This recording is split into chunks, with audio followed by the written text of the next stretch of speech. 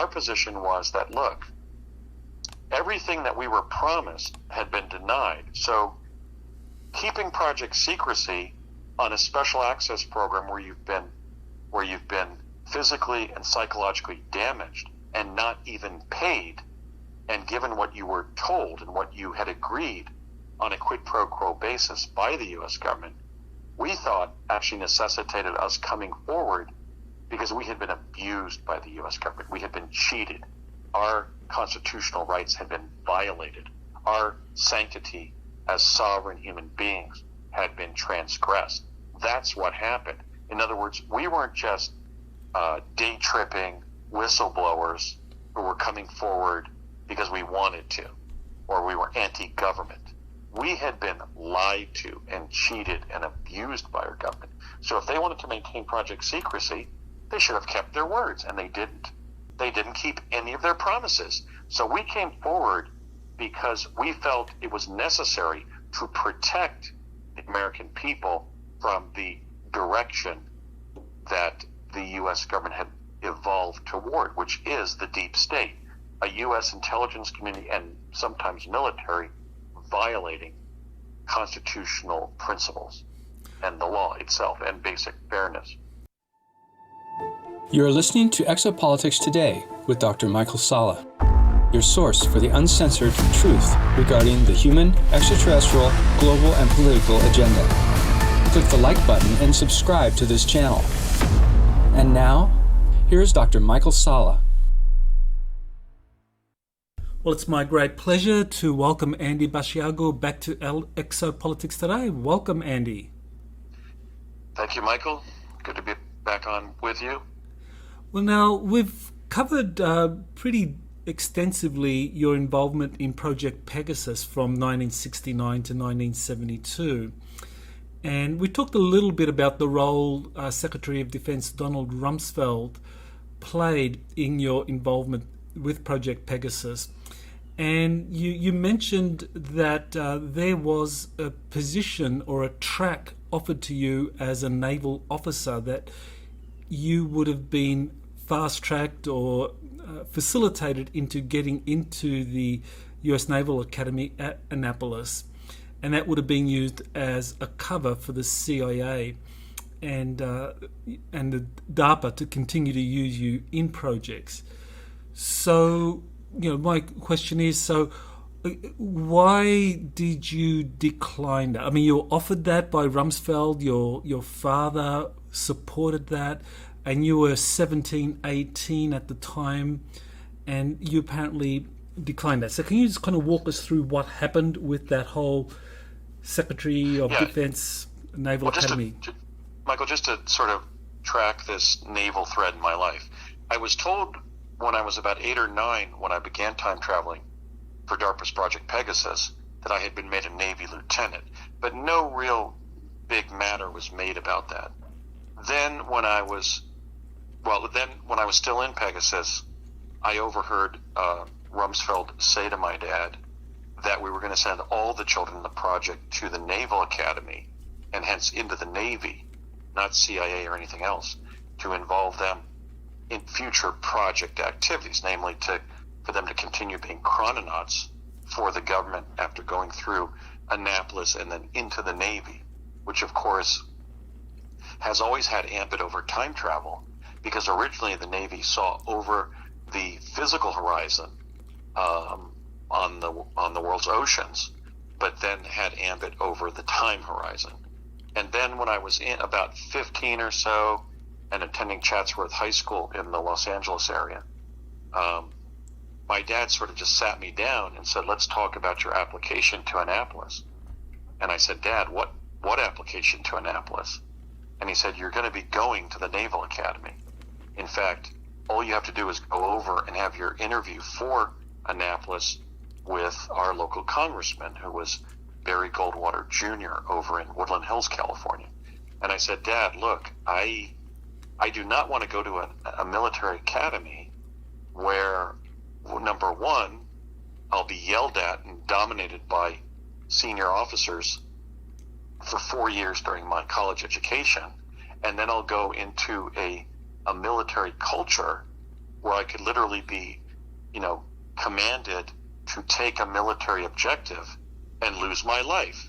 I believe that was an anachronistic form of military science, and I think I was sort of right in kind of anticipating sort of the whole Earth battalion sort of concept of military science, that you should empower every officer, every enlisted person to make their own decisions to, pursue a military objective while saving their life and that of their comrades.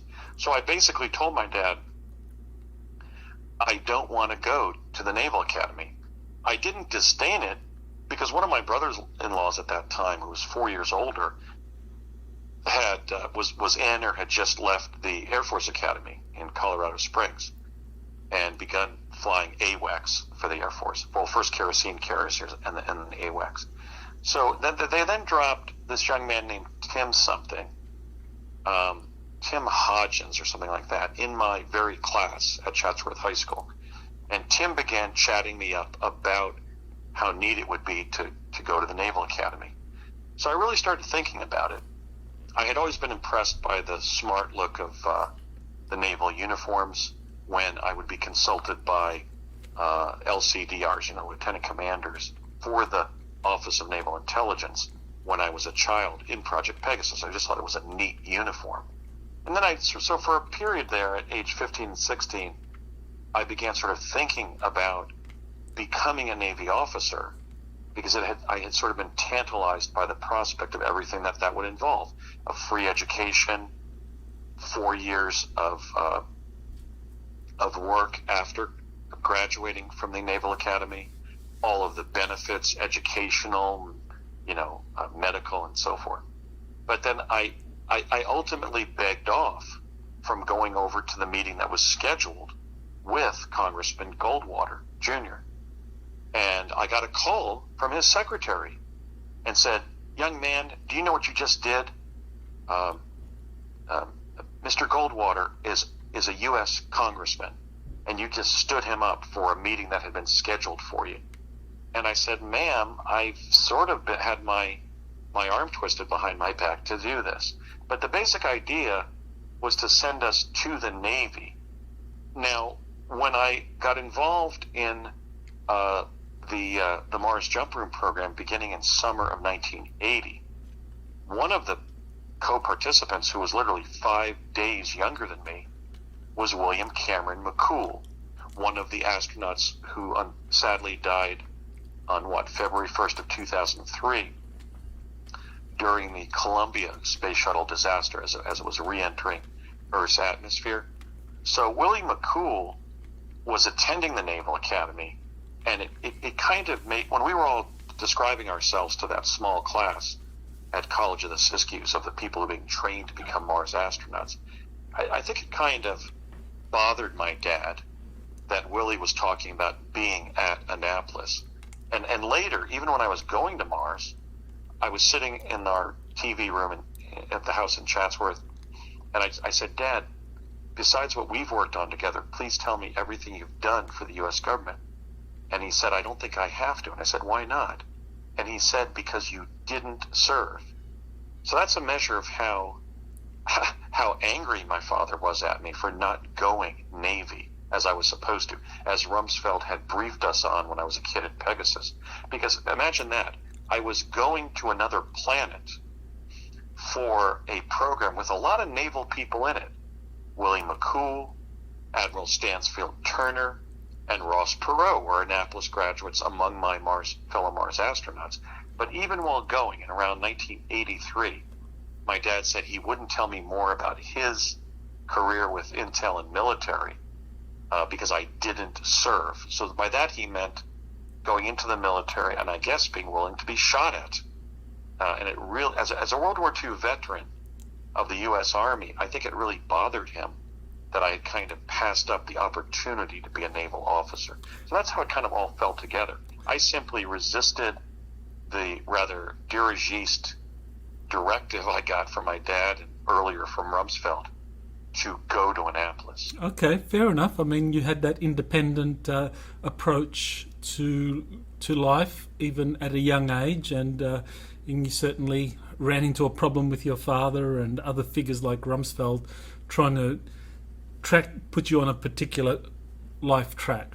So anyway, in 1980, you get recruited into the Mars Jump Room program, and you're at the time studying at UCLA. So why don't you tell us, what exactly happened? You start your college. Yeah, let me go one tick back on that. My freshman year, 1979-80, I went down and studied at UC San Diego as a literature and writing major, which was really my life's dream and still is. I always dreamed of being basically a great American writer like John Steinbeck or Ernest Hemingway or Sinclair Lewis. And I went down to UC San Diego and had a great freshman year, but strange things were happening there that seemed to be certain forms, not so much of training, but of testing me. One time I was drugged with Everclear, a very powerful alcoholic beverage, and dropped off by a number of my dorm mates in a Dempsey dumpster down in Tijuana, and I had to find my way home, even though I had only a passable grasp of Spanish, which I was studying as a literature major at UC San Diego. So there were a number of things that happened in that freshman year that seemed to be exploring whether we can send this individual to Mars and have him cope with novel situations. And then during that year, the second semester of that year, my dad said, Andy, you have to transfer to UCLA.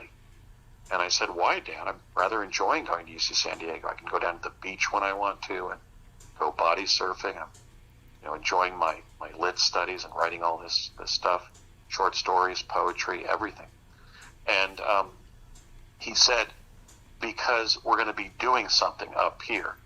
And by that, I know he meant that the Mars Jump Room was down in El Segundo, where from the UCLA's Westwood, California campus, I could just drive down the San Diego freeway, the 405, and boom, I was right there, immediately south of the Los Angeles International Airport, at 999 North Sepulveda, where the jump room would be based. So my dad had me put in an inter-campus transfer. I was going to be transferring to UCLA, and at the beginning of that summer at our house in Chatsworth, he said, we're going to be going on a camping trip. And I said, who? And he said, it's just going to be you and your dad. And I said, oh, really, Dad? Where are we going? And he said, up to Lake Siskiyou. And that was in the living room of our house. And then the strange thing, and there were a number of time anomalies during the next several years related to Mars. Everything reversed and then happened again. In other words, I literally watched my dad walk backwards back into the bedroom part of the house. And then things kind of like sped up and started going directly again, and he walked back into the living room and said the same thing to me. So there was some kind of duplication of time that was somehow involved with this. I still haven't figured that out, what it was. So then we got in the car when he said, and we drove all the way from Chatsworth, like 600 miles north, to Lake Siskiyou. And we spent about a day there. And then the family that moved into the campsite next to us was Thomas J. Stillings, who was then working as an operations analyst for Lockheed Skunk Works in Burbank, California, while living in La Cañada, California, right near my dad's employer, the Ralph M. Parsons Company, the time travel defense contractor of this country. And his young son, about 5 years younger than me, a 13, 14-year-old, William Brett Stillings. And Mr. Stillings said to my father, Ray, you don't know me, but we work for the same company. So they early on kind of demonstrated each other's bona fides with the intel community to each other.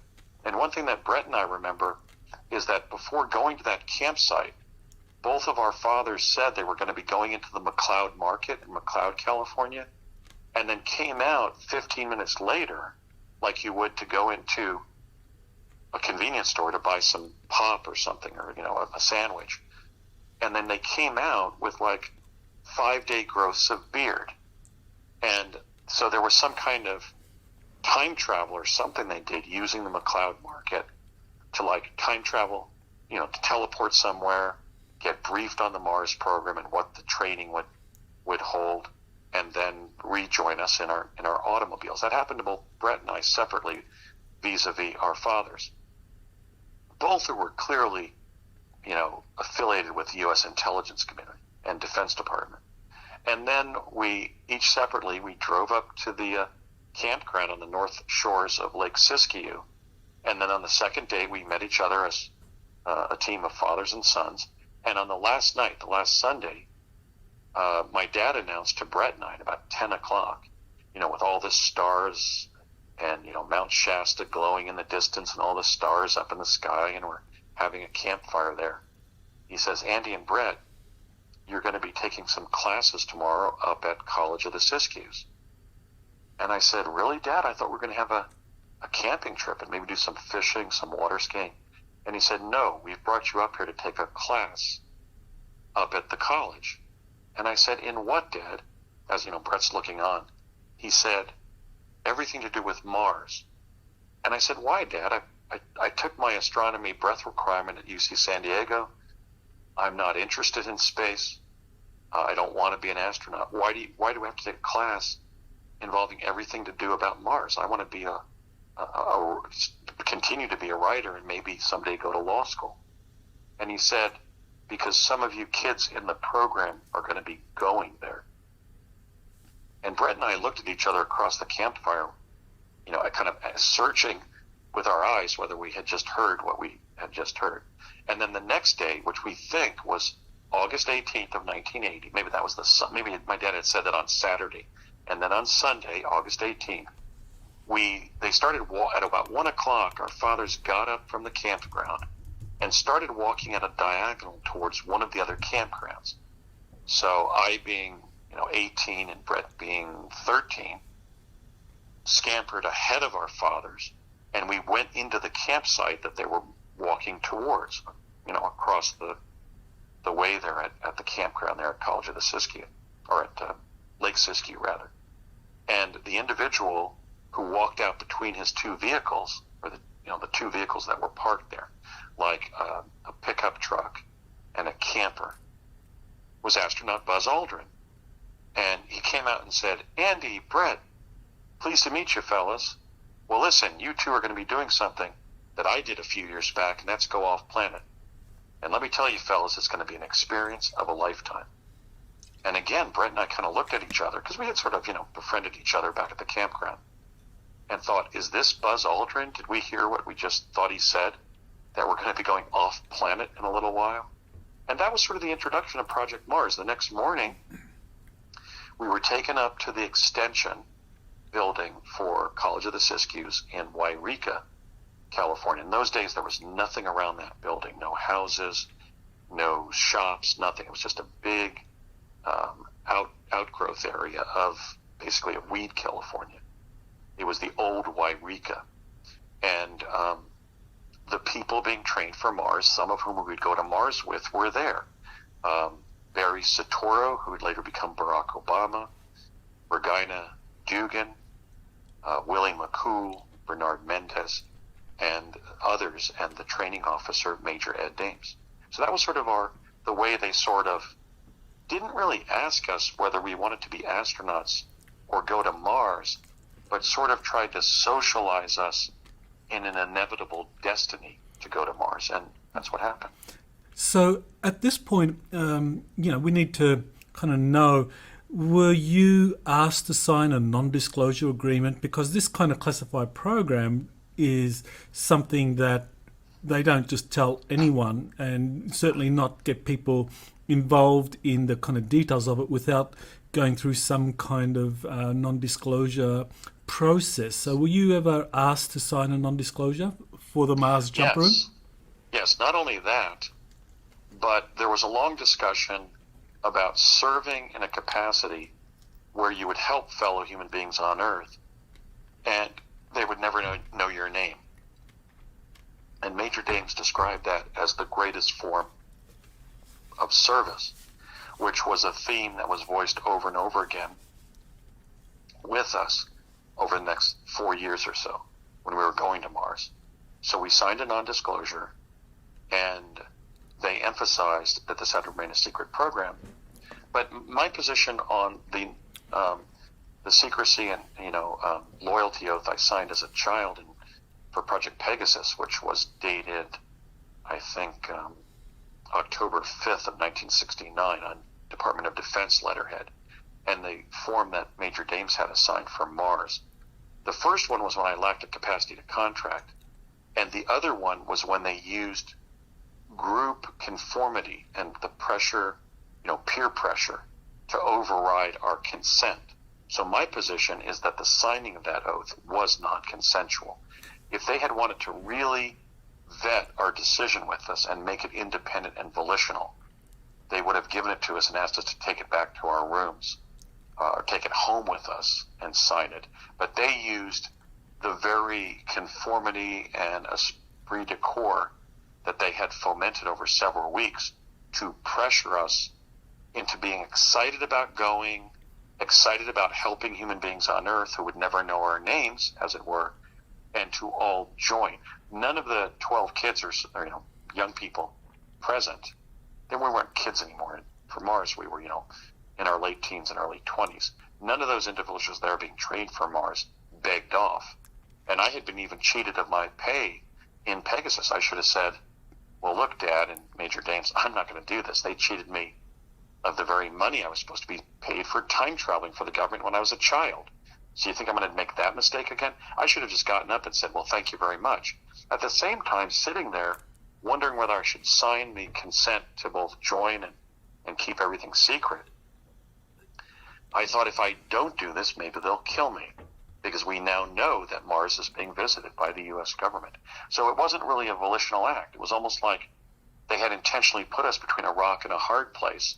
And I felt that the better part of wisdom, just to stay alive, was to go along to get along. Now, can you remember anything about the contents of that NDA for the Mars jump room? Did they describe any penalties if you,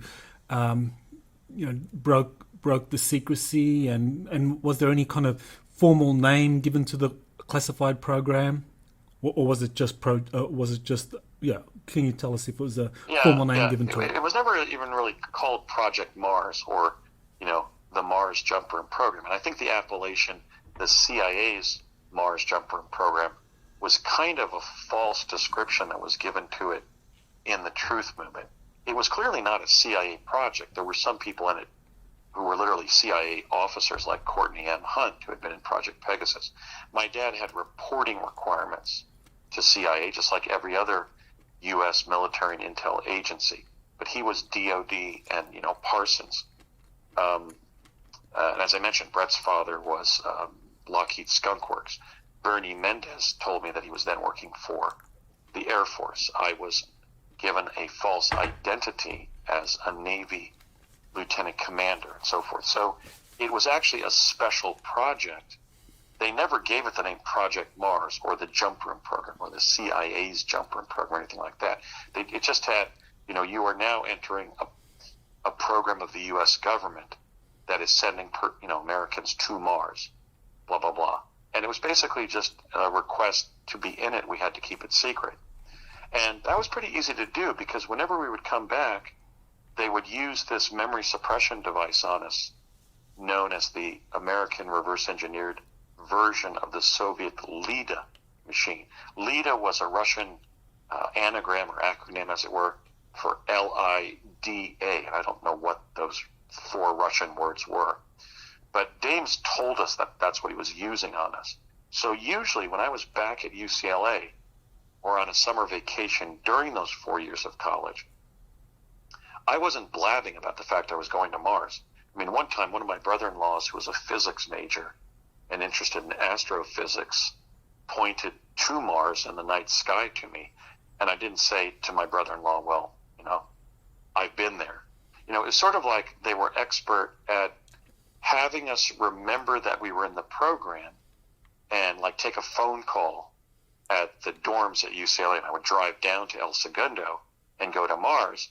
But then if I drove back to campus and took one of my history classes or went over to the UCLA Daily Bruin offices where I was a writer, reporter, they had us in this, under this kind of sort of binary mindset. I wouldn't call it mind control, but it was some ability to sort of have a secret life as a Mars astronaut, but not go around talking about it.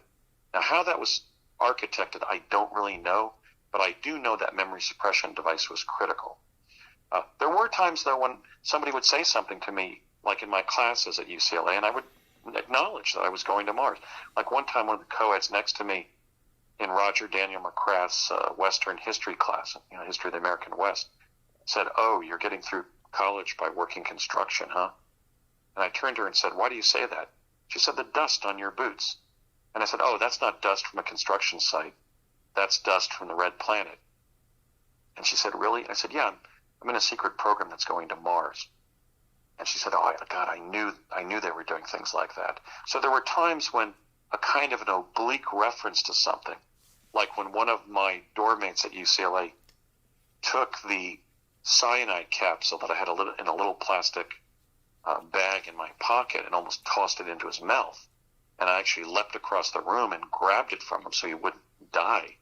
That was a cyanide capsule I had been given to suicide on Mars if, let's say, I was captured by predators and being eaten to death, So there were times when the fact that I was going to Mars would kind of slip out. But I would say that was only 1% that I would mention to a college peer during those years when I was, attending UCLA. It was very rare that I let slip about the fact that I was an American astronaut going to Mars. No. I'm sure some of the classmates who have seen me in the media now have said, "God, that's not the Andy Bashaga that I knew. He never mentioned that." But we weren't supposed to talk about it, and they had us under sort of this binary consciousness where we simply didn't think about it when we were pursuing our normal lives. So were you ever warned off? Were you ever approached by Men in Black, for example, saying, "Hey, Andy, you're talking too much about your Mars thing and just, just shut up," or something like that? Did that ever happen? No. I had been warned by that representative of the Executive Office of the President at the Wolf Creek Pass Ski Lodge in southwest Colorado in early June of 2003 that if I didn't stop investigating, talking about, or writing about the time travel devices that I was exposed to in Project Pegasus, they couldn't guarantee my survival because I had to know that those were sensitive, compartmentalized national security secrets when I was exposed to them and to the present, to just basically be shut up and not do what my late father had asked me to do in 1989, which was tell the story of Project Pegasus and the advent of time travel, because he felt we had been part of a great feat in American civilization. But that was not the view of the administration of George W. Bush. Now, when I started getting rolling with my Mars experiences in 2009, after first coming forward publicly about my time travel experiences in 2004, I was not really approached. I was pretty much being advanced by individuals in the truth movement, in exopolitics like yourself, TV and radio producers, and so forth. It was sort of like I was being moved aloft by the thrust of the power of alternative media to bring truths to the American people and the people of the world. And I think that the deep state kind of backed off and said, "We can't stop this guy. He's doing a good job in terms of being clear and comprehensible and not vilifying the U.S. government. Let's let him go forward." But it did seem like there was resistance to me talking about Mars, even in the alternative media, vis-a-vis the alacrity by which I talked about time travel earlier, because I sort of wasn't an appointed gatekeeper on the Mars issue. So that's what I would say seemed to be a clear and present factor in my breakthroughs on Mars. There was sort of more resistance than there had been earlier to the time travel revelations. Well, I remember you doing an interview on Coast to Coast with George Noory, I believe, where you talked about the Mars Jump Room and Ed Dames being the instructor at the College of the Siskiyous there. And he actually phoned in during the Q&A, phoned in, and I mean, I remember him saying, just repudiating the whole thing and saying that he didn't participate in that at all. So How do you respond to him doing that? Well, it's complex, and I'm actually disappointed that he and I didn't have further opportunity to consult. That was the November 10th, 2011 show that I had used to, again, share my own truths and experiences and bring forward my fellow astronaut William Stillings and Laura Eisenhower, the great-granddaughter of President Eisenhower, because she was reporting how she was invited to go to the Red Planet in 2006 and 2007, and I knew that her Aunt Mary Jean was one of my fellow astronauts. I had gone to Mars with Mary Jean Eisenhower on March 3rd, 1983. So we brought that information forward. That was the first Mars broadcast I did on Coast to Coast AM. And Ed Dames called in. Now, he stated that he was not our Mars training officer. He could not explain why we had come forward and said that he was. And it wasn't just me. It was William Stillings. It was Bernard Mendez. And I believe also William Whitecrow confirmed Major Dames' involvement in the program. And then he started giving possible explanations. He stated that it could have been some interdimensional glitch where we had experienced an Ed Dames, I think it was what he was describing or theorizing. Maybe we're interacting with a version or concomitant of him from another dimension, so it wasn't the Ed Dames in this dimension. That we were being interviewed by George Norian, as it were. And then he got, when I resisted that and said, no, three of us remember you, Major Dames, he then got angry, and then he started swearing, and then his mic had to be cut off by George Norrie's producer. But I was disappointed that he and I didn't have a chance to consult, because there were time anomalies wrapped up in my study of what had happened in the Mars program. Let me just give you one example. In 1981, October of 1981, I did a two-day interview of R. Buckminster Fuller. A year later, when I published it in a magazine, I was contacted by the conspiracy researcher Ludwig Ahrens, Ludwig Sherman Ahrens of Brookline, Massachusetts. He had gotten a condominium out in Marina del Rey, California. In October of 1982, a year after I interviewed Bucky Fuller, and he had read my interview and wanted to meet me and discuss Fuller with me, because Lud was kind of collecting audio taped interviews of luminaries, like kind of progressive thinkers like your Bucky Fullers and your John Lennons. I went over to his condominium in Marina del Rey, where he and his wife Sally were living, and during that meeting, when Lud was kind of interviewing me about everything I knew, I talked about the murder-suicide of the writer Arthur Kessler and his wife, because I remembered reading it at the undergraduate research library in a magazine up at the UCLA campus that I was attending. And Lud was shocked because Arthur Kessler and his wife were very much alive, but they did die in a murder-suicide in March of 1983. So what I'm describing here is a time slip that indicates that there was clear evidence that at the time that I was going to Mars, there was some kind of misalignment of time. And William Whitecrow stated that to Brett and I. He said, you have to know that those of us who were going to Mars during those years were moving back and forth between two different timelines. So what we can do with that is difficult, but I do know that incident occurred. Sadly, Lud Ahrens committed suicide after 9/11, so I never had a chance to go back to that very much, although even before I was really focusing on my Mars memories or Pegasus, I could have called Lud as early as 1989-90 and discussed our meeting in the early 80s. And I might have had one or two conversations with him about that, about the time anomaly that occurred during my meeting with him. He was a very irascible and driven researcher, not an easy person to consult with. And but brilliant, sort of predated all the conspiracy literature on what would become the internet, and 15 years earlier, around 1980. And so I don't really know what happened. I wasn't really a fan of Arthur Kessler. I had never met him like I had met other writers. Norman Cousins, Ray Bradbury, Harlan Ellison, Stanley R. Greenberg, during my college years. my media advisor was Louis Perdue, the novelist and former Washington Post reporter. So it would have been natural for me to have met Arthur Koestler and interviewed him during my college years, but I didn't. So how did I have this preternatural knowledge of he and his wife's death about four months later? But those were the kind of time slip evidence that William Stillings and Bernard Mendez and I sort of started comparing notes with when we got together to discuss Project Mars in around 2010, after I came forward in 2009. So my point there is that I never wanted to vilify or be in opposition to Major Dames. He seemed like a reasonable, intelligent person.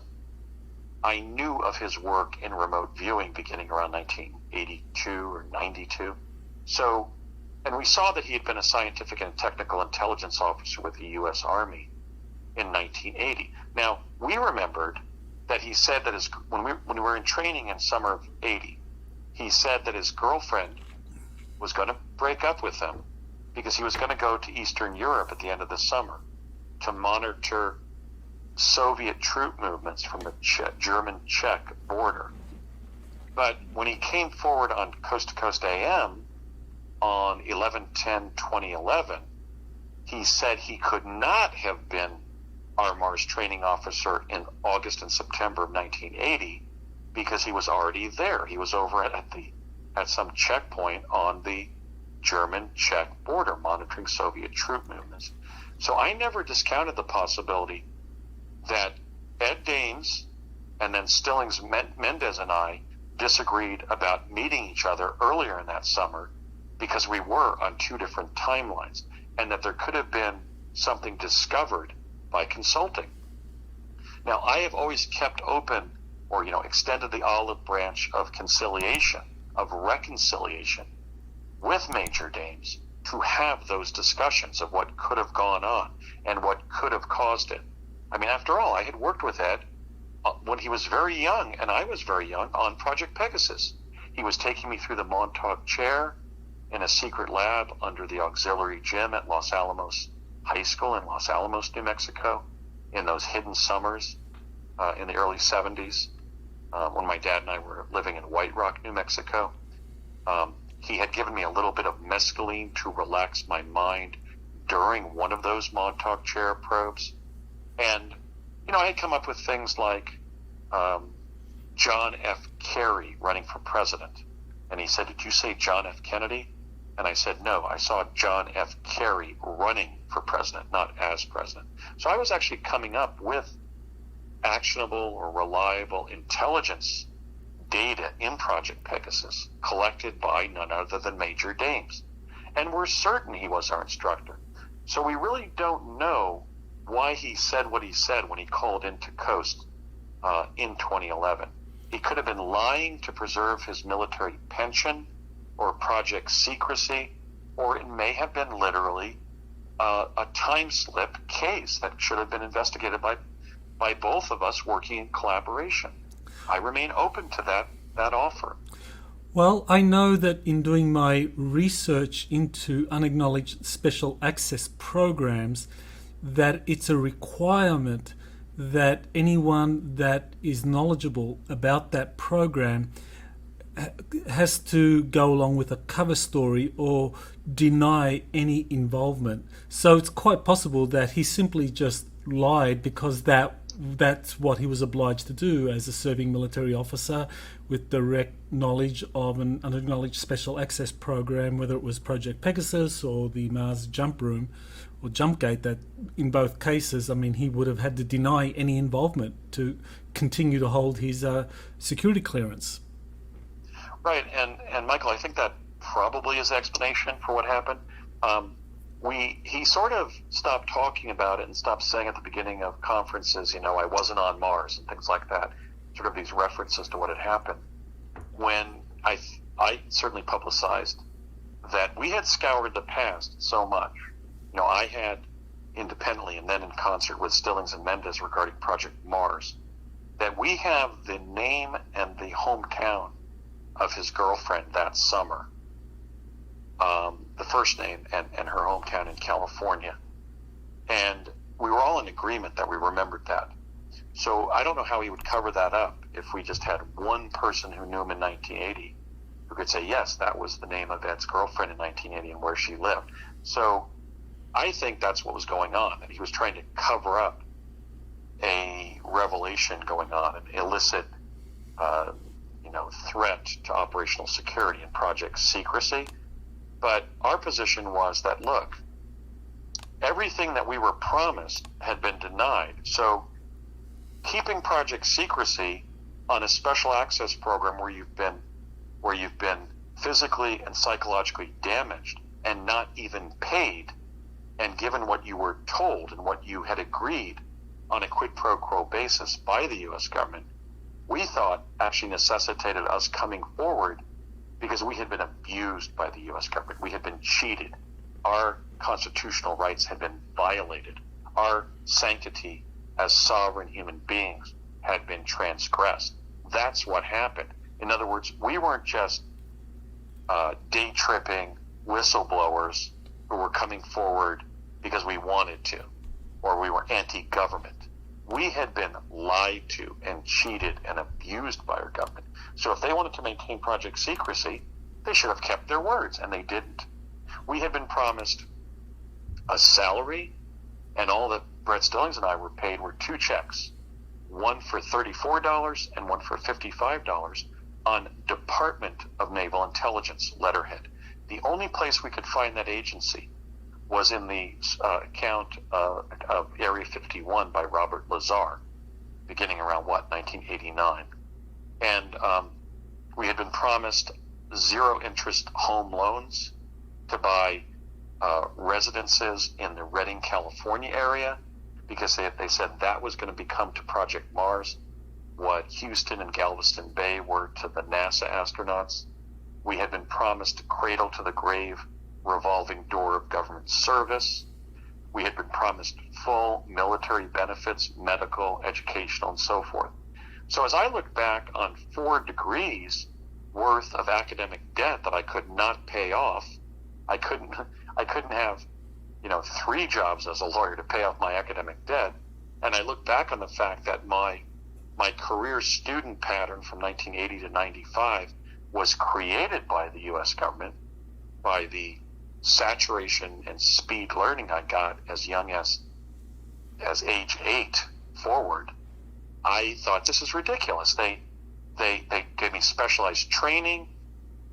They put me into non-ordinary environments. In both those non-ordinary environments, I could have been killed or lost in time or lost in space. And they didn't keep any of their promises. So we came forward because we felt it was necessary to protect the American people from the direction that the U.S. government had evolved toward, which is the deep state, a U.S. intelligence community and sometimes military violating constitutional principles and the law itself and basic fairness. Okay, well, one of the things that got a lot of public attention when you came forward talking about the Mars jump room was that Barack Obama, or Barry Soetoro as he was known at the time, was part of that program, and that you were actually roommates for a couple of nights there when you were going through the training that Major Ed Dames was giving at the College of the Syracuse. So can you kind of walk us through exactly what you knew of Barry Soetoro at the time? Right, Soetoro. Yeah. When a couple of days into the class, I was walking towards the building, and he was walking along with his putative mother, Stanley Ann Dunham, a woman who, when British Intel checked Mr. Obama's genes in 2007 from a glass that he had drunk out of in England, he had no haplotypes for the British landed gentry. And of course, the Dunhams are right there at House of Names as a British landed gentry, family line, family or bloodline, at least based on heraldry. So they found he was not the son of Stanley Ann Dunham. She was certainly acting as his maternal figure in his life. She was a very wonderful woman. I liked Stanley Ann Dunham very much. She was one of the parents who, like my father, Raymond Francis Bashago, Brett's father, Thomas J. Stillings, and even Regina Dugan's mother, who I never got the name of. It was just Mrs. Dugan to us, were parents who were attending the training. So I'm walking toward the room now at the Weed, California main campus of College of the Siskiyous. And I said, listen, what's your name? And he said, Barry. And I said, Barry what? He said, Barry Sotoro. And I said, oh, our names have the same cadence. My name is Andy Bashago. Andy Bashago, Barry Sotoro. And I shook his hand and said, pleased to meet you, Barry. So that's how he was identifying himself, and that's how we always knew him in the program. He was attending Occidental College.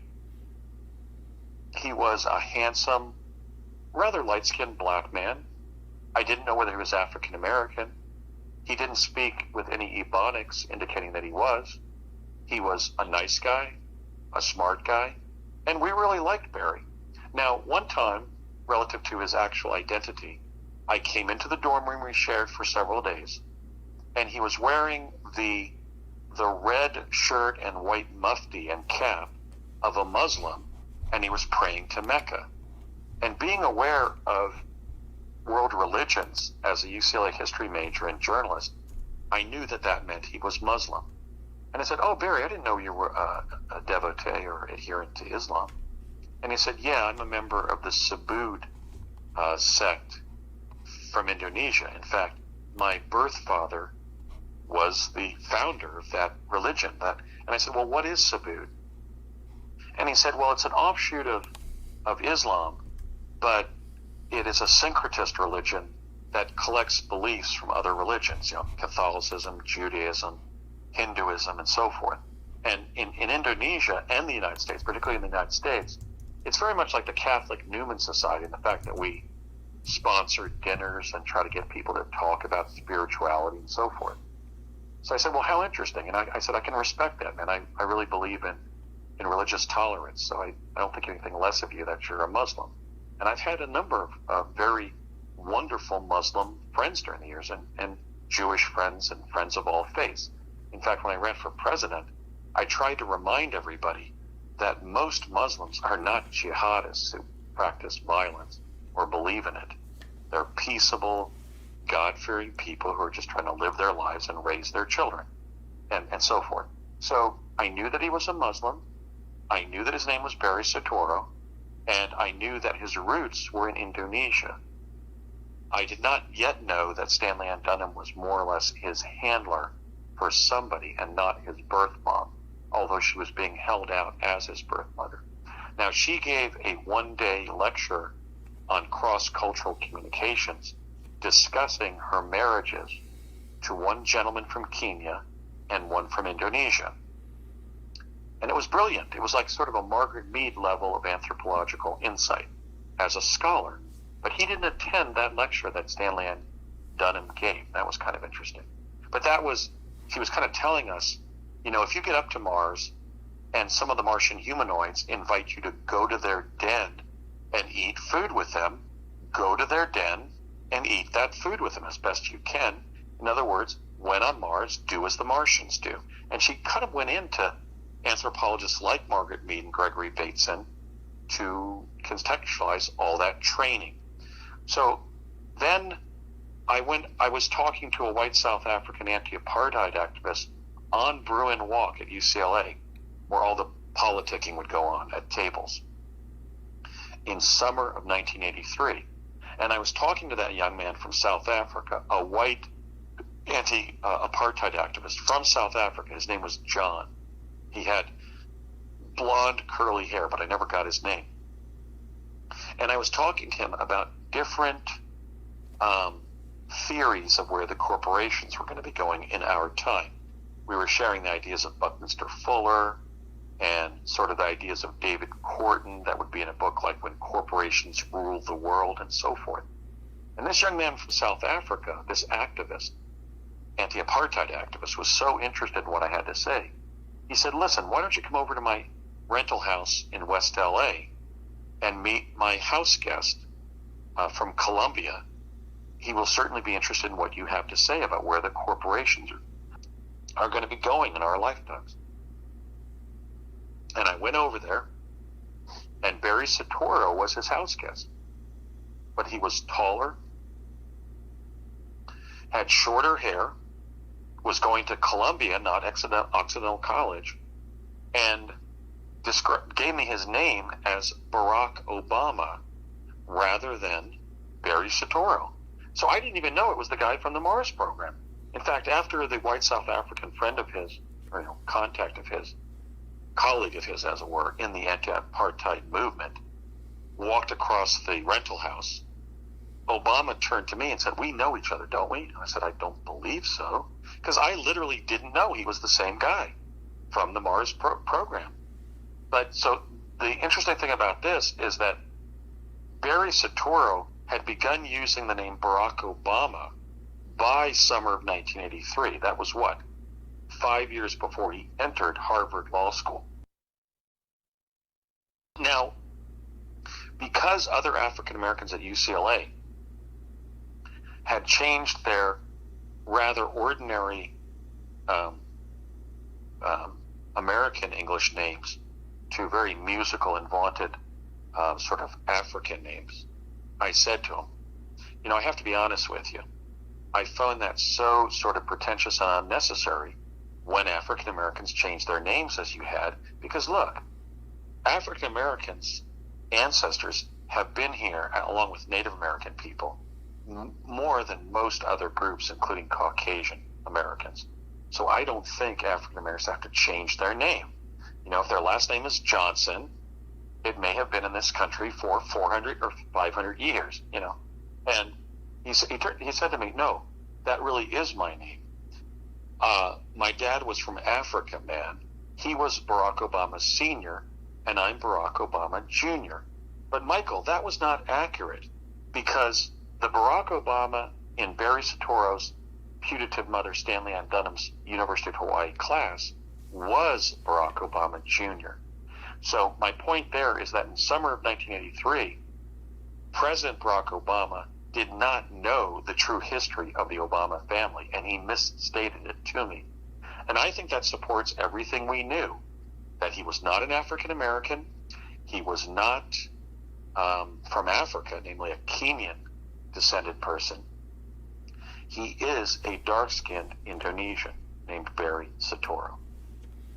Well, that's obviously a very controversial thing to say, because I've read his biography, and like many others, I know that he spent whatever it was, half a dozen years or so in Indonesia, and his mother was married to an Indonesian, and so that was his stepfather, and it's quite possible, and probably even likely, that he did convert over to Islam just to be integrated into Indonesian society. Right, and that's anybody's business. Now, there is the natural-born citizen versus accepting a Fulbright scholar as an undergrad, as a foreign national, that probably put him between a rock and a hard place as president. Now, but as to the degree of melanation in his skin, his religion, his nationality in a general sense, I am not a hater. I've made it clear that, look, I am not pro-white, I am not anti-black. I had a black girlfriend as a senior in high school. I had a hero at UCLA that everybody's name will recognize, Rafer Johnson, the 1960 Olympic decathlon champion, who was the student body president of UCLA. Rafer Johnson invited me to his book release in 1997, and I was the only Bruin to graduate after 1970 who was invited by Rafer Johnson to that book signing of his book, Be the Best That You Can Be. So I've made it clear, because look, here's what happened. Here's the double bind that even American white people were put in regarding the Obama mystery or the Obama cover-up. If you talk about the truth about Obama's actual origins, that he was not an African American, and he had put something over the black American population, the black American community, as it were, you are called a white racist. I'm not a white racist, quite the opposite. I was inculcated in racial harmony when I was in the first integrated first grade class in the state of New Jersey. Janet Johnson, the black American student who participated in that integration, was my friend. Okay? So I was a racial harmony advocate and practitioner from kindergarten and the first grade forward. I've always had friends from all over the world of every nationality, religion, race, etc. So I decided to come forward and tell the truth about Obama because he made it an issue. He made a joke out of us, even though he had been one of our fellow astronauts. If he had come forward and said, these individuals have come forward, this was a secret project of the U.S. government, and I cannot lie to the American people, we wouldn't have made an issue of his actual nationality and religion and so forth, or the fact that he wasn't an African American. But it was only because by talking about those things, we were showing that he was lying about Mars that forced our hand. But I just want to make it clear in this interview, as I have in others, I am not some white supremacist. I would never even listen to an interview of David Duke. It would disgust me too much. I believe in brotherhood and love. I want to see, Smile on Your Brother, by the Youngbloods, made the national anthem of the United States. Come on, people now, smile on your brother. Everybody get together. Try to love one another right now. I think that we're being harmed by this stupid separatism of every kind that prevents us from being one people, one planet, and getting along with making a better world. So no, we did not come forward because we were Obama haters or haters of black people or white supremacists or just cosmic a-holes of whatever stripe. We came forward because he forced our hand. He is not an African American, and he was not born in the United States. And that was part and parcel of the Obama cover-up.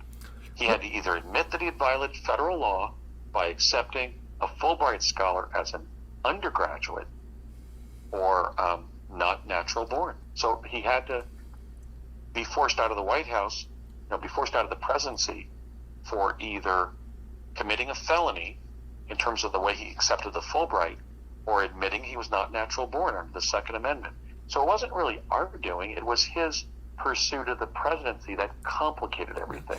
Well, and then his lying about Project Mars that made it even more complicated. Well, that is a very controversial topic. I mean, to say that Obama was not the natural child of Stanley and Dunham, and therefore his whole presidency was fraudulent. I mean, that's a lot of controversy there. But just let me point out here that in your defense, I know that Wayne Mattson, a former National Security Agency analyst, I mean, he actually did a lot of research into Obama's background, and he did find a clear link between the CIA and Obama, Stanley Ann Dunham and her family.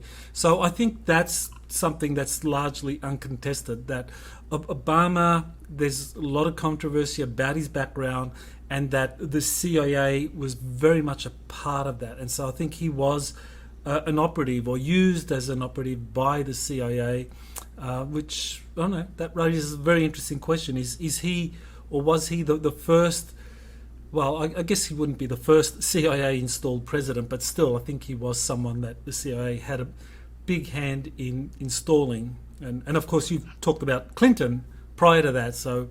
Right. Michael, to be fair, I am repeating the claim that the British found he was not the birth son of Stanley Ann Dunham. I don't know that, but I do know that he said his name was Barry Soetoro. I do know that he admitted he was born, or stated that he was born in Indonesia. I do know that he was a practicing Muslim of the Subud sect of Islam. And I do know that he took the name Barack Obama several years later. So the data points that I do know are clear and present evidence of subterfuge. I'm not relying on somebody else's statement. Now, regarding Wayne Mattson's findings about the CIA connection, I spoke with Doris Neely, the former CIA employee, who stated that she saw Obama at the CIA in 1982, and he was under like a State Department education at the CIA in 82.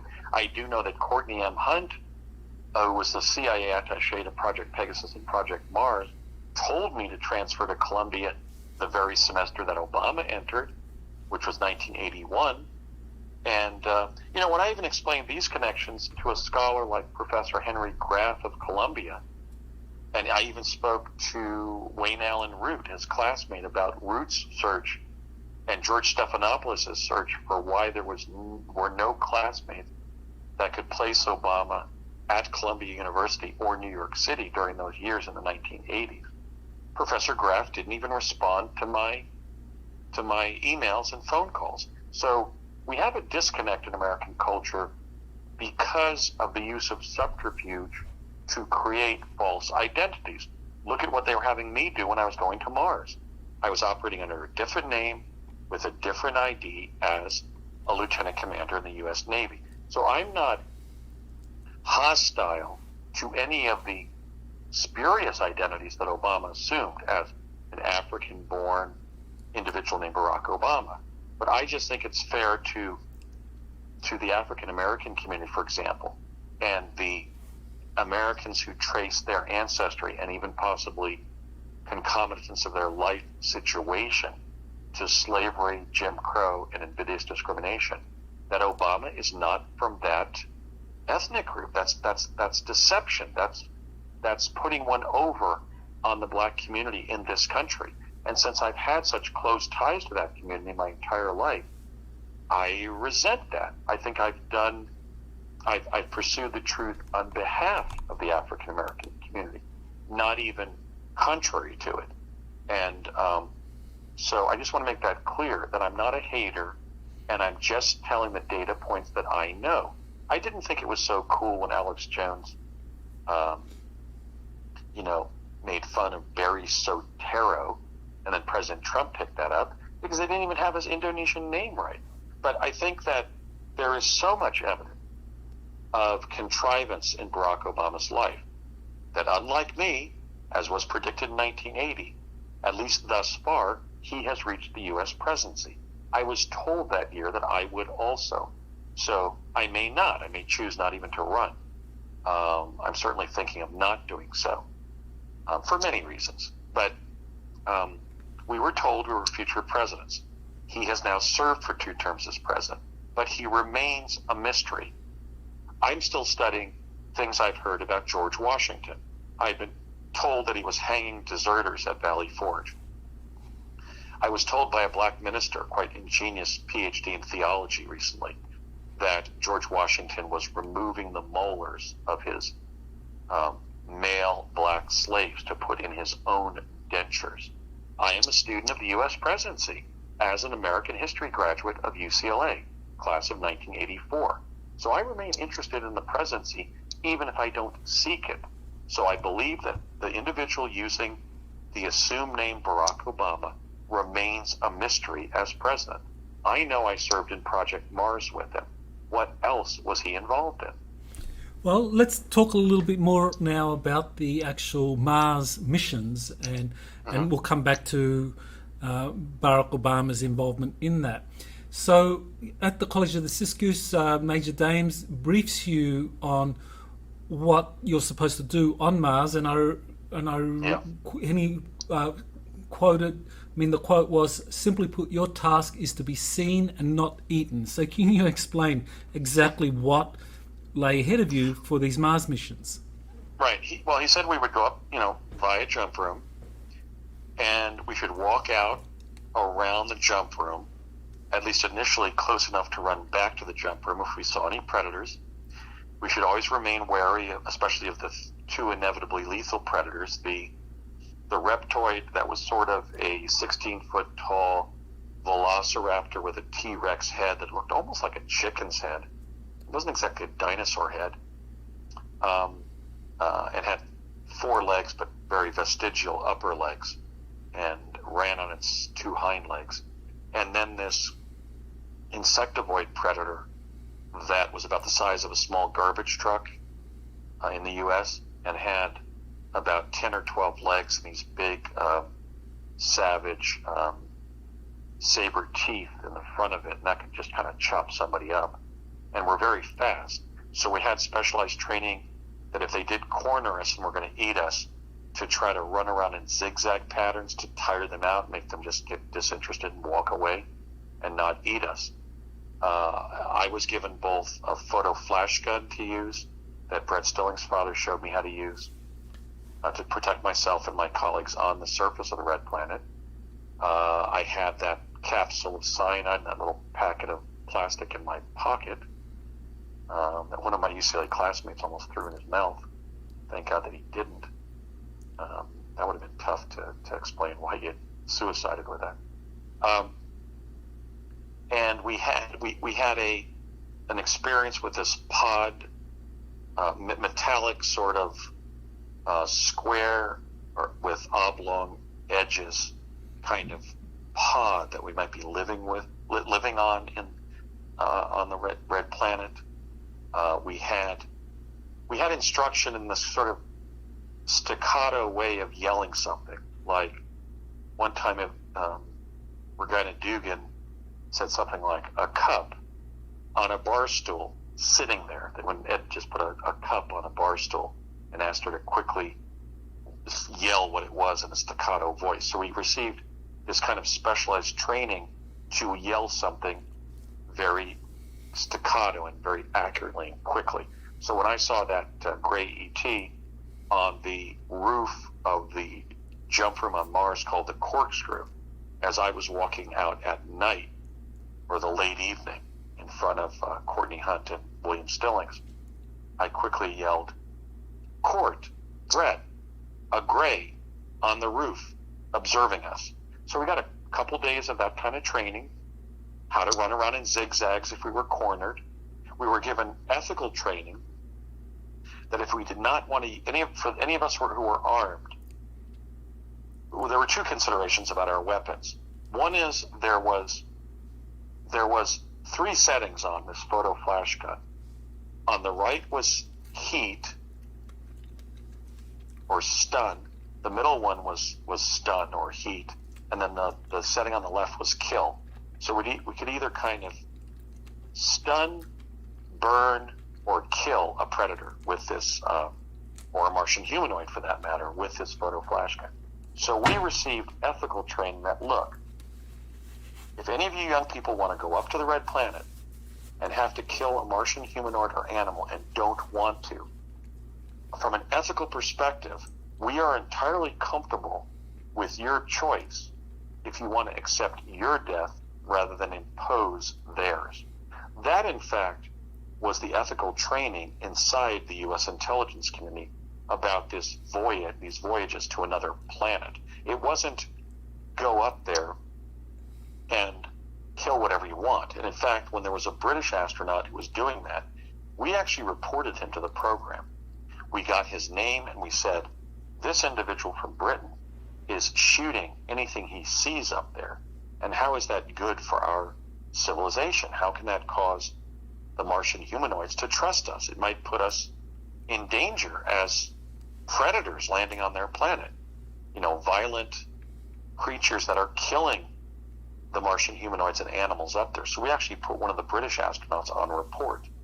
The other consideration that is, even if we use the kill setting on the far left of the photo flash gun, that it might not take down the big predators. It might just antagonize them.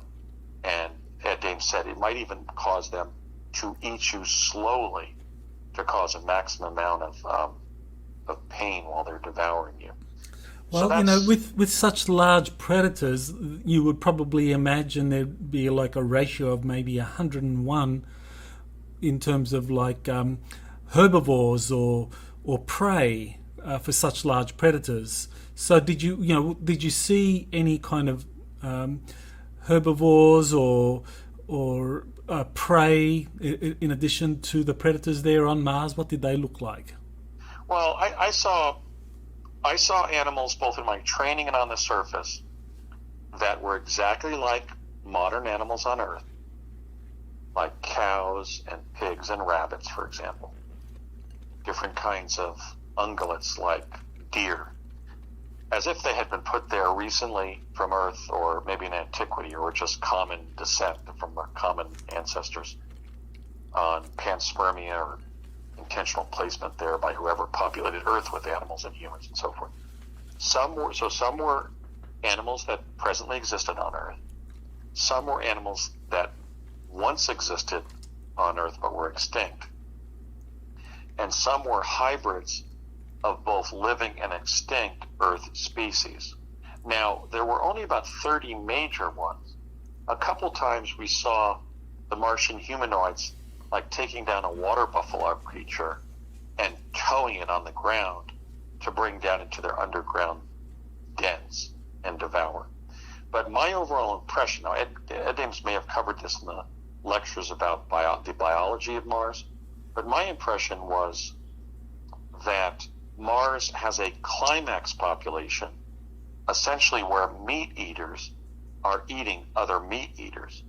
And then they are very fastidious, so they don't want to become too logy from overeating and be eaten themselves. Because, for example, when that dinosaur-like predator killed that fellow astronaut Bob, he was a Caucasian man, about 45, rather overweight, and Courtney Hunt and I just saw him bitten in half after running that zigzag pattern to try to make the predator run away from him.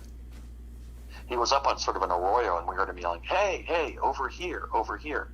And then when we got up to that plateau, or that arroyo, we could see that he wasn't yelling to fellow Americans or Britons on the surface, astronauts. He was yelling at a predator to attract the predator to him and save his colleagues, which is obviously very courageous in what we had been trained to do. And then we watched him get bit in half by this 16-foot tall dinosaur-like predator. So now when I said to Courtney Hunt, "Are we next?" he said, "I don't think so." Because we were about 40 or 50 feet from the predator after he bit our colleague in half. Or actually maybe closer, because I know we got some blood and organic splatter that either got on our shoes or pretty close to us. So it could have been even closer than that. So maybe the predator was 20 or 30 feet away from us. And it turned its head very slowly and looked over at us. And his left eye looked evil. It was sort of like, "Oh, I think I'll go over there and eat those, or bite those to death." So I thought my goose was cooked. And I almost got like this sensation of almost like a single pointed focus on what was next, like I was preparing to lose my life, because it was just ahead. And we just kind of froze. And after it kind of looked away from us, I said to Courtney Hunt, "Court, is that, are we next?" And he said, "I don't think so." And I said, "Why not? How can you know that?" And he said, "They're very fastidious eaters, probably because they don't want to overeat and then be eaten." So the only film ever made on Earth that I think kind of explains the biome of Mars would be maybe Captain Cousteau's documentary about Clipperton Island, that atoll 1,300 miles off of Baja, California, where even the same crab species is eating each other. In other words, in a climax population, meat eaters survive by eating other meat eaters. And that, I think, is the danger of the surface of the red planet. Now, you obviously were there breathing the oxygen on Mars, so tell us a little bit about what that felt like. Did you need any breathing apparatus to assist you? We had a breathing apparatus that we could bring. It had a pump on it. And so if you got short of breath, you could activate the pump back and forth and get some assistance in your oxygen. That was probably a very rudimentary oxygen concentrator, because Mars does have oxygen. Now, I had one of those on my first trip. Now, the 3 Americans who joined up with me on the surface when I went up by myself on July 7th of 1981, one was even smoking. A tall female was smoking on the surface, as I saw other U.S. and British astronauts do on the surface, not even the Russians. So some people had the lung capacity to deal with the shortage of oxygen. What I was often experiencing is what I've called hypoxia. And, even about a week ago, the Mars researcher Barry Rothman of Florida was saying, "Andy, I've investigated hypoxia. I even had it. And how could you say you had hypoxia and didn't pass out?" What I was talking about was not clinical hypoxia with attendant unconsciousness, although that certainly could have sparked that incident where Bernard Mendes collapsed right in front of him. I had to carry him a mile to the jump room on my shoulder so he wouldn't be devoured on the surface of Mars. What I meant by hypoxia is a shortage of oxygen that occasionally caused stiffness and pain in my legs and feet. My body was not getting enough oxygen. When I carried Bernard Mendes to surface, an incident that I've dated around 1982, I was about 20 and a half years old. I was about 180 pounds. Bernie, we believe, was about 160 at that time, being a couple inches shorter than I and also in good shape. I didn't mean that I was suffering from clinical hypoxia and would pass out next. I just meant that I was like a sturdy mountaineer, climbing at 11 or 12,000 feet above sea level on Mount Everest, and I was short of oxygen a lot of the times on Mars. One time I started hyperventilating naturally from a sense of a shortage of oxygen. A couple of times Brett Stillings grabbed the oxygenator out of his pocket or his hand and started using the respirator that we were given. So it's basically an atmosphere that human beings from Earth can breathe, but with less oxygen. And the 3 Martian humanoids that I met in New Jersey in the early 70s had some kind of respiratory device, probably to cut the greater amount of oxygen they were getting on Earth. That's what I meant by hypoxia. Now, that also explains why different Mars anomalies associated with my group, the Mars Anomaly Research Society, including Andrew R. Steck of the United States and Paul Goodwin of the United Kingdom, discovered the blue skies on Mars that we had reported. That would be from the refraction of the oxygen in the Martian atmosphere. Now, you talked about people like Regina Dugan, the former director of DARPA, that she was part of this Mars jump room program, and Obama. So did you see them also on the surface doing the same thing as the rest of you, like just staying up there and surviving? Yeah, we remembered many of the people we've been trained with. I mean, I can certainly remember Barry Soetoro / Barack Obama, Regina Elvira Dugan. I had introduced myself very early upon the class sessions in the second or third week of August 1980, and introduced myself and even asked her if that name was Irish, because I was interested in ancestry and and issues like that. I was rooming with Barry. I had gone up there with Brett Stillings. We were introduced to Bernard Mendes, and he was sort of introduced to the class as a kind of a Defense Department investigator who had been placed in the program. Later, Bernie Mendes would describe it was to resolve certain mysteries that were occurring on the surface, like somebody dying or losing a limb, and then being alive or having their limb back on when they would use the jump room to get back to Earth. We all remembered Ed Dames. There was another student from San Mateo, California, named Eric Schoenfeld. There was a psychic in the group of psychics who would be deployed to follow us on Mars, who would meet when our class was breaking up every day. And we know his last name was Angus, like the beef, Angus. Remember that? Because I had joked about that when I met him as my dad and I were leaving the room, which I shouldn't have done. It was his name. So I kind of violated the Dale Carnegie principle of making fun of his name just as a joke.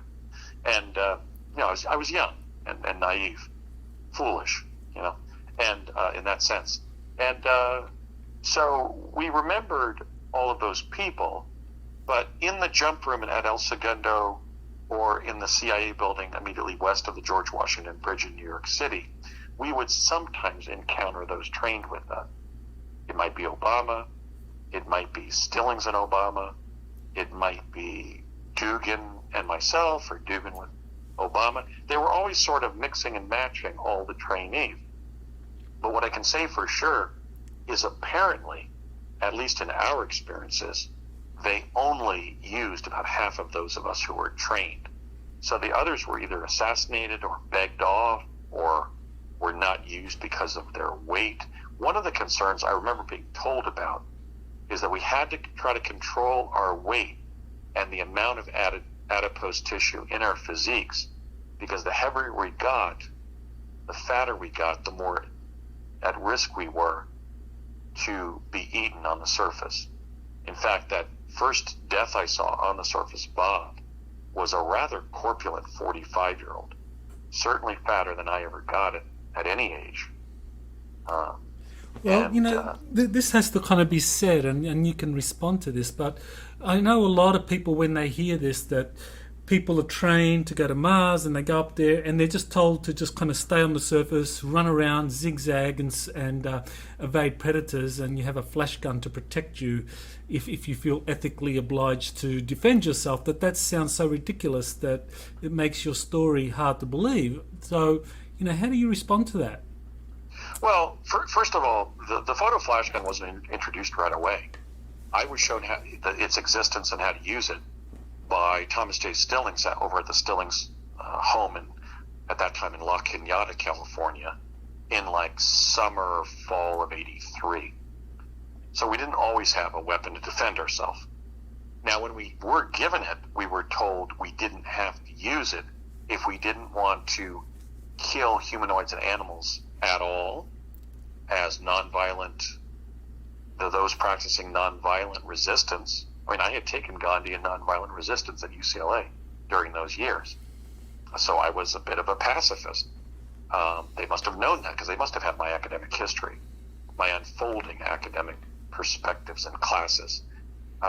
We could use it, but we were also told if you do use it, it might not work to do anything but antagonize the largest predators.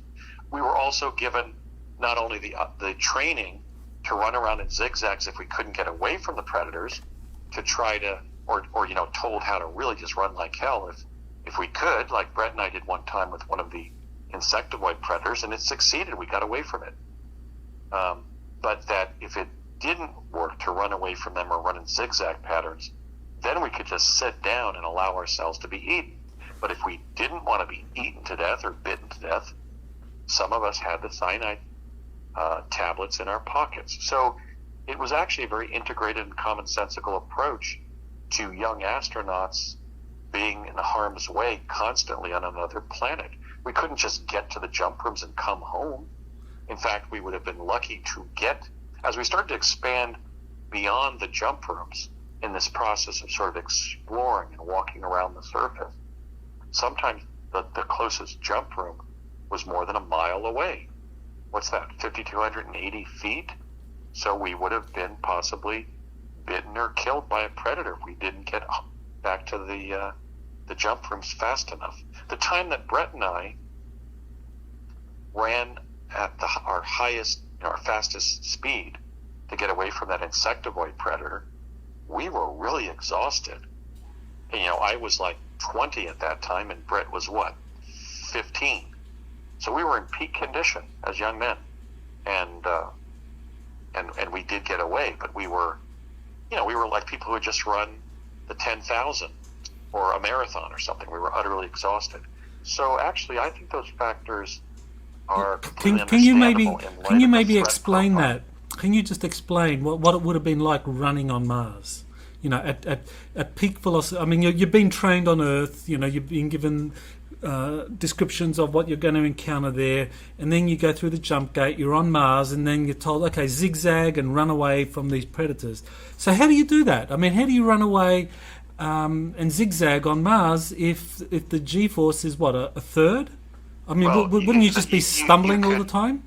Well, first of all, we were told you could just flat out run away if you think you can you can beat it and get away from it, or you're not going to trigger it to chase you, like many predators will, like the predators that attack humans on Earth, like grizzly bears and mountain lions. Right, but if I'm running away from a grizzly bear or a mountain lion, the muscles in my leg have the memory of how to balance and how much force to exert so that I can run away. But on Mars, I mean, your leg muscles wouldn't.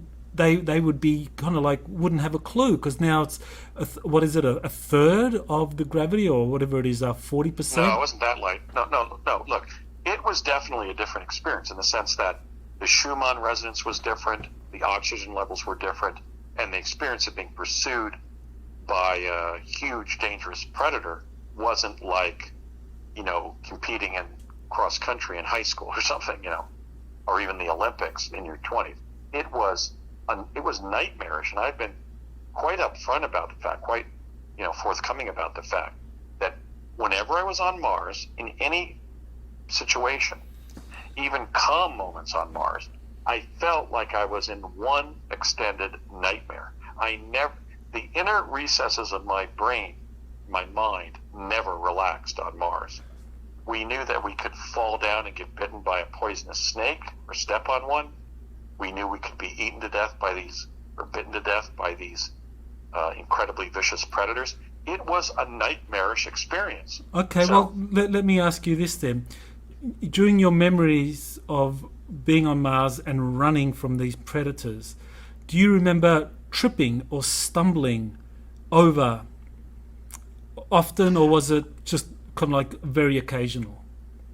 I don't remember tripping, but I remember there was a slightly sort of gummy sensation to our legs. That was going on the whole time we were there, and we had adapted to it. I also know that, look, Bernie was 160 pounds when I carried him at least a mile. It may have been longer.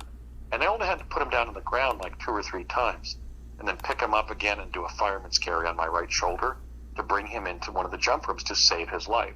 So we were evincing athletic performance, but none of us were athletes at the college level or, Olympic athletes at that level. So we were adapting to what we were being challenged to do. But I'm making no bones about the fact that it was a challenging experience. It's definitely it was much harder to function and survive and protect others on Mars than it was to time travel as a child. It was more frightening. It was more challenging because of the predators, the low oxygen, the lack of water on the surface, and other factors, the common existence of snakes on the ground and this type of thing. Right. So it was a nightmarish interlude in my long life, and I do not ever want to repeat it in a future life.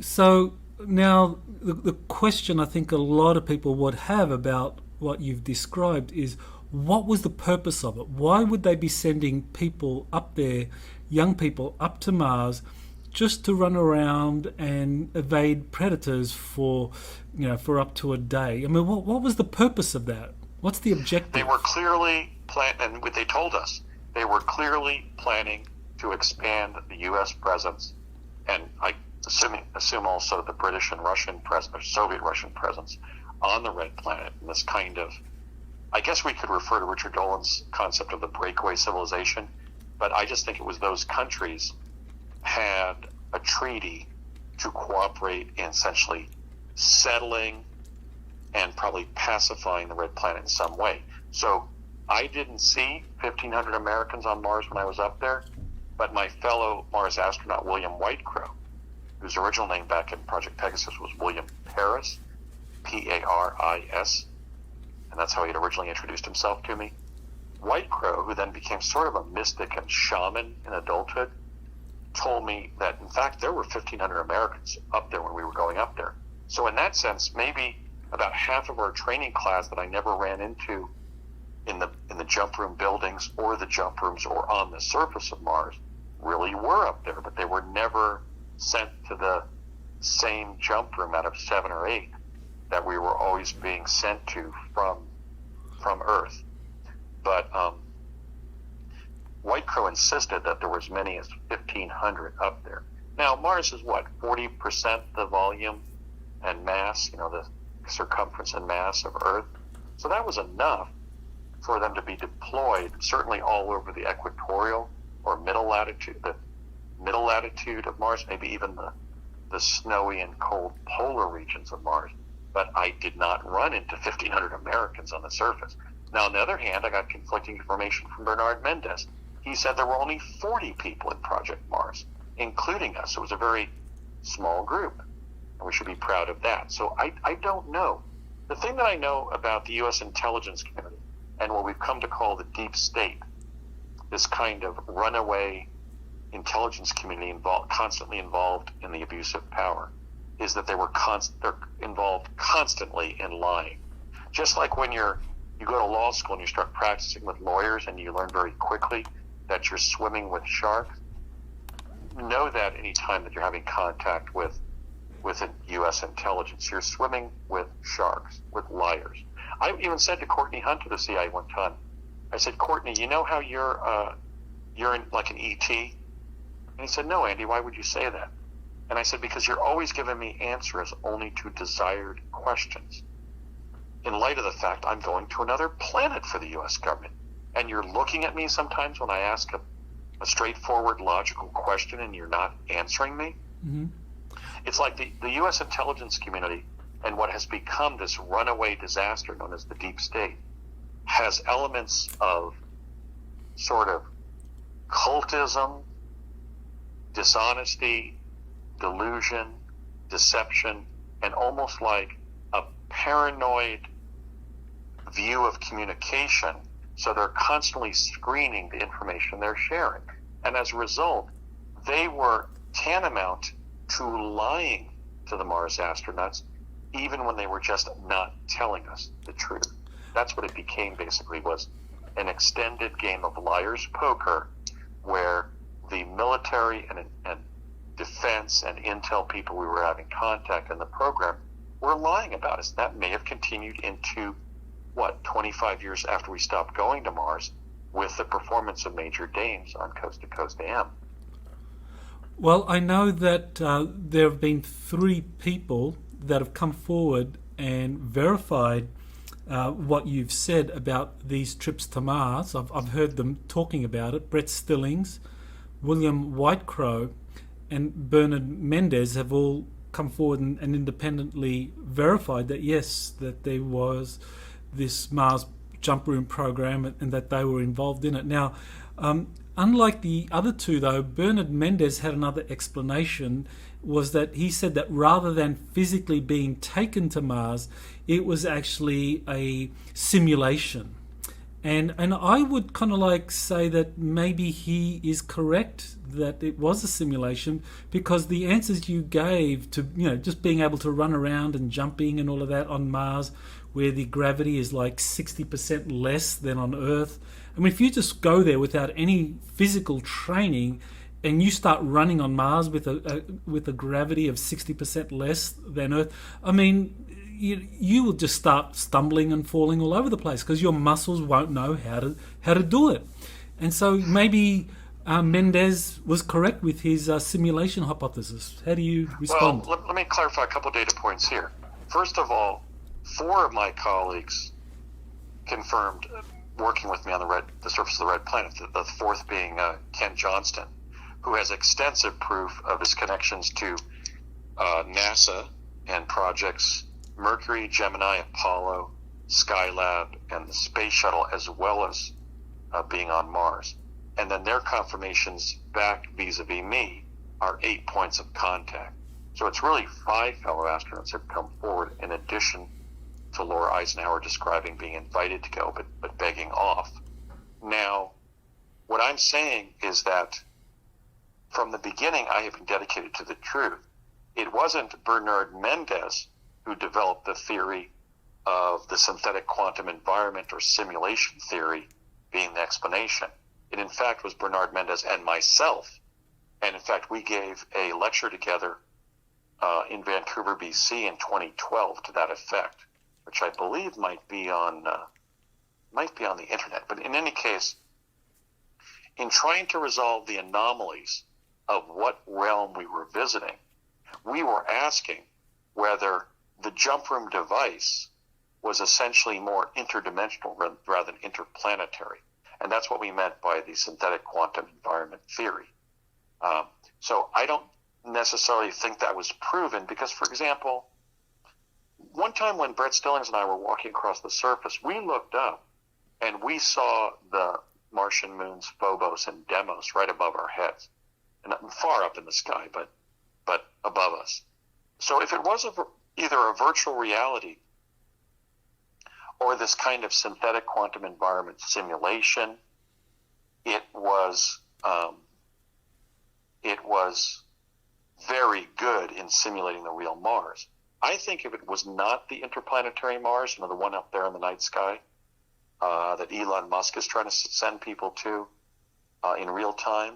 I think it was probably more of an interdimensional penetration, like some of these science fiction novels. Remember that kind of almost sort of soft porn classic, Blade, by Richard Lord, where Blade would get in this contraption, this box of some kind, and then step out in a different dimension in reality? That, I think, is more accurately the explanation of the interdimensional theory. Not that we were still on Earth thinking we were going to Mars, but that what they thought was Mars was some Mars-like terrain in another dimension, that it was actually an interdimensional device that the aeronautical repositioning chamber was working. And that may go to the multiverse. Certainly the involvement of Howard Hughes and my contact with Howard Robart Hughes has been validated and supported by an Air Force general who has studied the life and times of Howard Hughes, and that's Mark Music. He, in fact, has written the foreword to my Mars memoir, confirming that the 4 or 5 major data points that I have provided about Howard Hughes could only have resulted from working with him. So if we assume arguendo that was the real Howard Hughes and that those memories are accurate, we have to give credence to the fact that Hughes was on the project, and advanced military and intel applications like the Glomar Explorer were his forte as a brilliant engineer and inventor.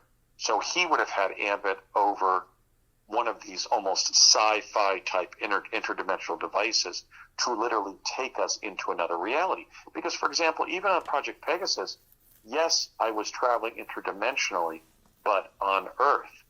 The advance they seem to have made in the intervening 10 years was the penetration of other realities, non-ordinary environments. And that's what both I and Bernard Mendes were trying to frame with the theory of the synthetic quantum environment. Well, it's definitely very plausible that there was some kind of interdimensional component to this. But, I think that it's also very possible that there was some kind of elaborate simulation involved here, because I just can't wrap my mind around the fact that people would be sent to Mars to evade predators without any kind of training for how to handle the lower gravity situation there, because you just can't be transported to Earth to Mars and be expected to run and escape capture. If you're in a gravity field that's 60% or something less. I mean, to me, and also the lack of overall objective to this in terms of what was being achieved by having you there. Well, we knew what we were trying to achieve, and they had told us we were Mars explorers. We were astronauts. Look at the silly things that the 12 Americans who were sent to the moon did. They got out and one of them shot a golf ball. They drove around in a golf cart-like contraption, the lunar rover.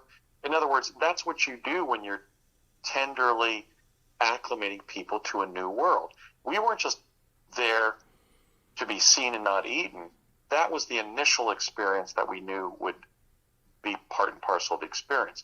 But we then started doing more on the surface. Like one time, Obama and Mendes and I dug a hole. So we were actually exploring. One time, Courtney Hunt and I met one of the original Martian humanoids, the Homo Martis Martis, who looked sort of like a haunted sort of Marty Feldman from Earth, but even sort of spookier and more non-ordinary than that in his physiognomy. And he took us down into his lair, his residence under the surface. So we were being introduced to Mars for future deployment there. And I think I alienated my dad and the government when I just said around 1984, hey, this is it. I'm not going up there anymore. I don't even know, in fact, if Brett Stillings continued to go. He said he did after 1984. So, no, it wasn't just to be seen and not eaten. That was just a joke Ed Dames made during our training. But then as the program transpired, as it carried forward, we did a number of things up there that involved nothing more than being seen and not eaten. he was just saying that as a joke to remember that whenever we were up there, we could be eaten, but we had to learn about that pod that we might be staying in. There may have been not a 20 years and back, but maybe a 3-week stay up there, because I remember all of us checking in at 999 North Sepulveda with only a certain amount of personal property we could take. And I think we stayed in one of those pods up there, and then when we came back, they might have taken us back in time. They had done that with Obama Dugan and I, or should I say Sotoro Dugan and I, when they moved us back from August of 80 to June of 80 to work and contribute theses of our opinion of whether the Martian humanoid was a threat to ours, was not, or it could not be determined for the threat assessment that the CIA was doing on the Martian humanoid civilization. And then we just rejoined our class in August, September of 80. So there was a little bit of minor quantum displacement going on right as we began training. And then maybe when we did like that 3-week stay and then came back as a group, not a 20 years and back, but like a 3-week there and then back. And then there was that offset I mentioned regarding my prediction of the death of Arthur Kessler. How did I know about a news event from 3 or 4 months later in October of 1982, not March of 1983? So there was some quantum displacement going on, and I've always been quite amenable to the possibility that it was an SQE, a synthetic quantum environment. But looking at how we were getting there and how we were being treated upon coming back, look, if it was a virtual reality where we were just being knocked out with gas or something in the elevator and then being mind controlled to believe these things were happening, why then would we continue to be standing in the jump room? Why would we get kind of dizzy and nauseous? Why would the rectilinear walls of the elevator become a tunnel where we had to hold on by pushing our hand against the side of the tunnel so we could stand up? Why would Ed Dames be memory wiping us upon coming back from Mars? I believe that all of the evidence of how we were being handled by the program only leaves several possibilities. It was either the real Mars being reached by a revolutionary transport device, or it was another reality being accessed in real time and in reality by a very advanced quantum probe, quantum device of some kind, like the science fiction that had been emerging and that I read, in the 1970s, like Blade by Richard Lord. It's got a few kind of soft porn chapters, I think, to interest young men to think about that, but it was pretty much close to that kind of scenario, that this individual was kind of like a bodybuilder who was entering this room and then going to another dimension. Maybe that's what we were doing. So it could have been not the planet Mars in the sky, but a Mars-like reality, or even the Mars concomitant in another dimension. I'm certainly amenable to that explanation. But it happened. We were there, boots on the ground. Or how could the dust be on my boots for that co-ed sitting immediately on my left in Roger McGrath's American West history class at UCLA, asked me why there was, whether I was working construction while getting through school, and how could I have all that red dust on my Nike Calduras or whatever my boots were, my construction boots. Well, I think definitely there's a mystery there to be unpacked, and I'd love to have you back and we continue to revisit this and maybe look at some of the other people who claim to have travelled to Mars and compare what they've said with what you remember about your experience, and we can maybe get closer to the truth of what's happening on Mars and what the Mars Jump Room program was doing. And, I'd love to, Michael, because I think this is really advancing the truth, which has been my commitment since I came forward publicly in 2004.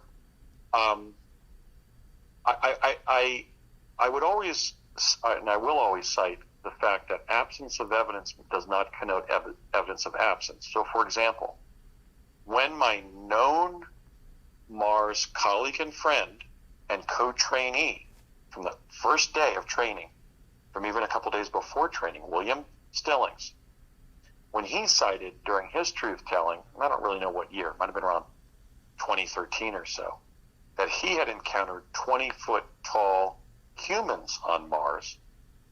I said, I didn't. I don't know if Brett is misremembering, confusing dreamt content when he was going to Mars for lived content, lived experience, or he did encounter that. But the principle I've been trying to share with everybody is, look, just because Andy didn't encounter 20-foot tall humans on Mars, that doesn't mean Brett didn't. Because even as Rumsfeld said, we know what we know what we don't know, but we don't know what we don't know. That's what motivated Mendez and I to do that program about the possibility that we were going to a synthetic quantum environment when we appeared together in Vancouver, BC in 2012. I think we all have to start adhering to the truth and the truth of our experiences, not our beliefs, not what other people are saying. I've often said we have to shape our beliefs based on our findings, not our findings based on our beliefs. And many times people are arriving at their understanding of reality by rumor, by hearsay, by false allegation, where other people's science fiction fantasies, for whatever reason, dreamt, imagined, intentionally made up, or whatever, are shaping their worldview. Well, we will actually revisit this, because I think that is going to be very important to kind of find out what is really happening on Mars. So Andy, I look forward to having you back on Exopolitics Today and us diving more into this Mars material and how your testimony and experiences compare to others. So I want to thank you for being on the show, Andy. Thank you so much. I look forward to our future discussions. You have been listening to Exopolitics Today with Dr. Michael Salla. Please remember to like, share, and subscribe to this channel. Join or start a conversation in the comments. Take the time to explore the vast library of best-selling books, webinars, and podcasts by Dr. Salla. Visit exopoliticstoday.com.